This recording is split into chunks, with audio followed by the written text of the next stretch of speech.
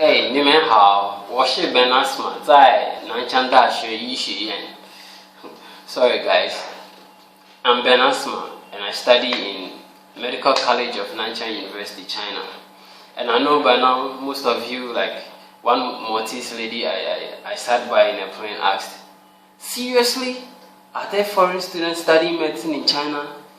Yeah, to clear that, yeah, there are so many of us, and most of us read, in English, and some few people do it in Chinese, and that's how it is here. And if you are to ask me, about my experience here, I think that, it's very wonderful to study in China, and that's a little bit dangerous for medical students because, nobody really cares. Okay, that maybe that you're going to class, or maybe you're taking your, no, nobody really cares, and you don't have an exam like USMLE that you can say at the end of the day you have to pass before you enter fourth year, or no. And it's a 6-year program here, okay. And so if you don't take good care of your time, you will waste it, okay. And so that's what I can say and about Chinese education. But if you ask me, to study in Nanchang University is very good. I'm not too sure about other university, but Nanchang University is very good.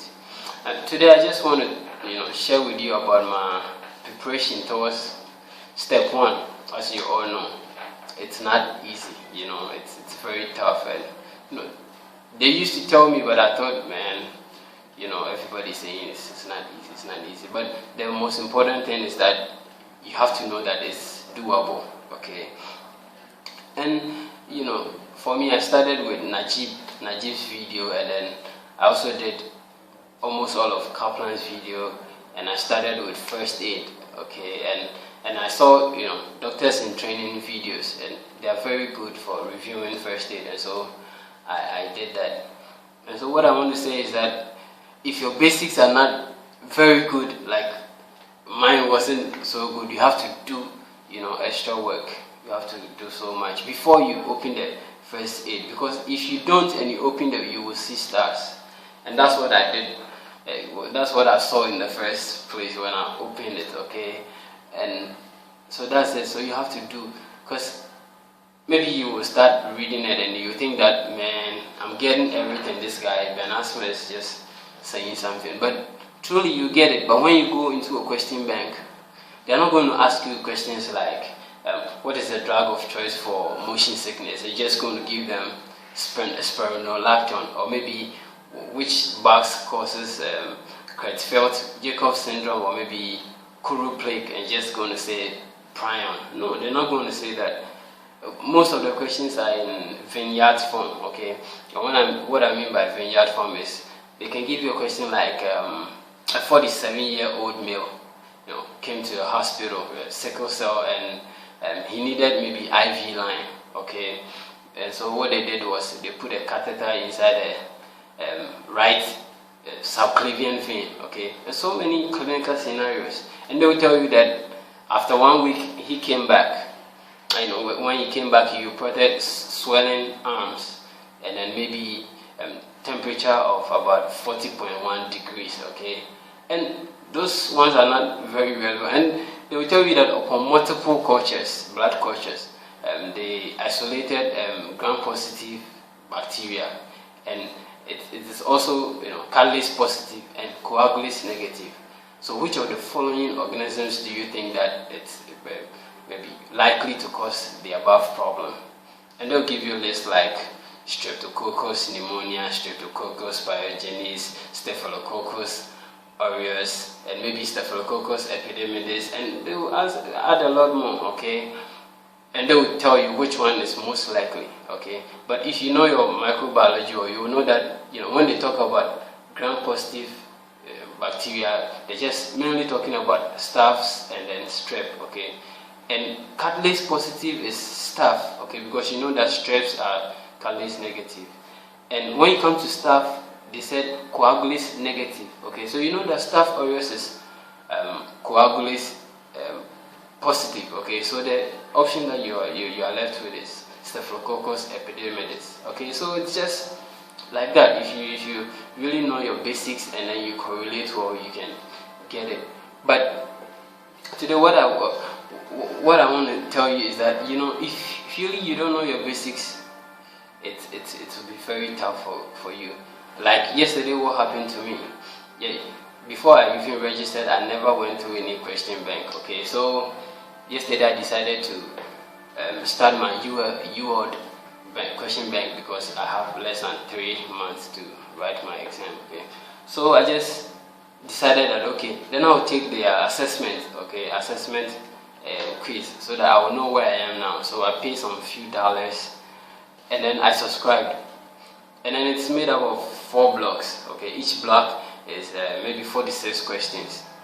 And so I started the first block, and seriously, about 46 questions, I could confidently answer just less than 3 questions. Okay, and so the whole of yesterday I was down. And I didn't know what to do, because, you know, I said, man, Ben Asmah, I put so much into this thing, my time and energy, and I put so much, and I started question banks and I cannot even solve half of it correctly. You know, so I was down and I was like, man.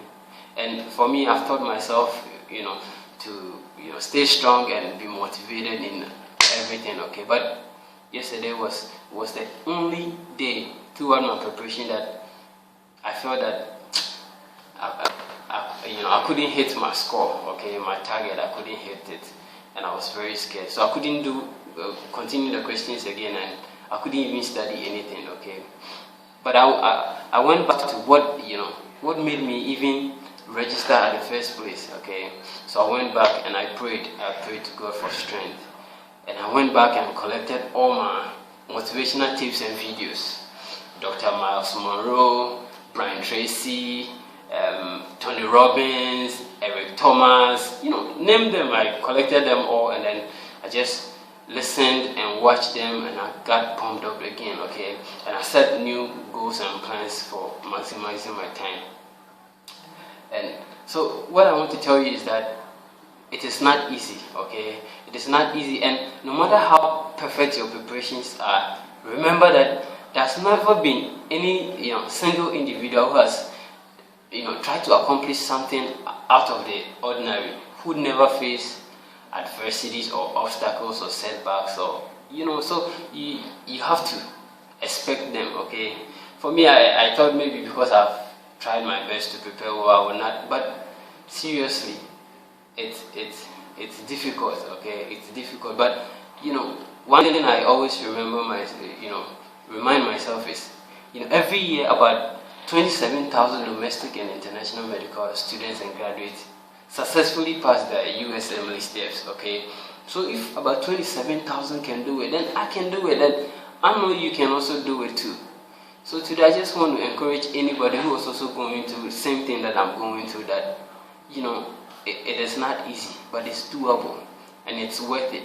And if there are no obstacles during your preparation, this is not goal. It's not a goal. It is just called an activity. Okay, and you have to realize that this is one of the most difficult exams for medical students in the whole world. Okay, so if your preparation just moves easily, then it's not the exam we are talking about. It's not the popular USMLE that we are talking about. Okay, so I just want to encourage everyone. For me, I'm excited. Okay, because this exam, if even you don't pass, the amount of knowledge that you get into your hippocampus is very, very, enormous. Okay, and this thing is going to pay off. Okay, you're going to be a different person after it. For now, I can tell you that I'm entering 4th year with new set of confidence, because I know a lot of stuff that last semester I didn't know.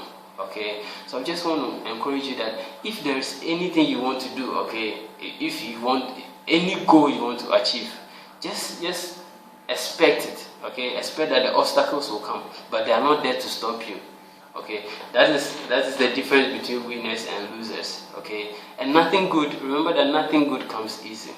So I just want to encourage anybody, no matter what you've read or you've heard about USMLE or maybe any exam you want to take.